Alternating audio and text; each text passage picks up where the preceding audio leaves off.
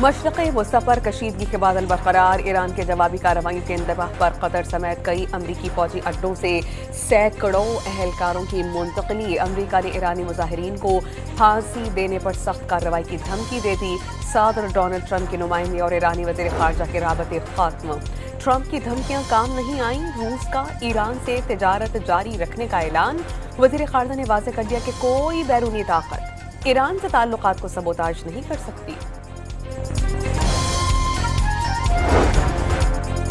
ایران میں مظاہروں کے دوران ہلاک 100 سے زائد سیکیورٹی اہلکاروں اور شہریوں کی نماز جنازہ ادا۔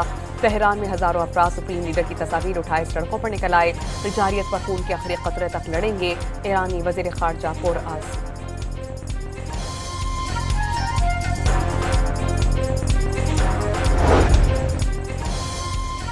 مارکہ حق میں کامیابی کے بعد پاکستانی لڑاکا طیاروں کی مانگ میں اضافہ، کئی ممالک نے طیارے خریدنے میں دلچسپی ظاہر کی۔ وزیر اعظم کا کابینہ اجلاس سے خطاب۔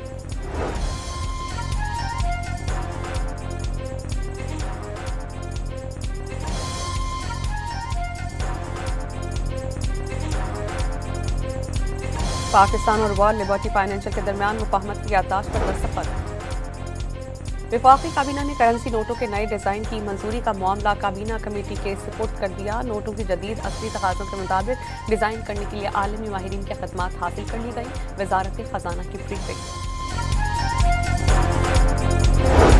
خیبر پختونخوا اسمبلی میں بلدیاتی اداروں کو آئین کا حصہ بنانے کی قرارداد متفقہ طور پر منظور۔ قرارداد پیپلز پارٹی کے احمد کریم کنڈی نے پیش کی۔ سب میرین انٹرنیٹ کیبل کی مرمت کے باعث کل ملک بھر میں انٹرنیٹ سروس متاثر ہونے کا امکان۔ دوپہر 2 سے رات 8 بجے تک انٹرنیٹ کی رفتار سست رہنے کا خدشہ۔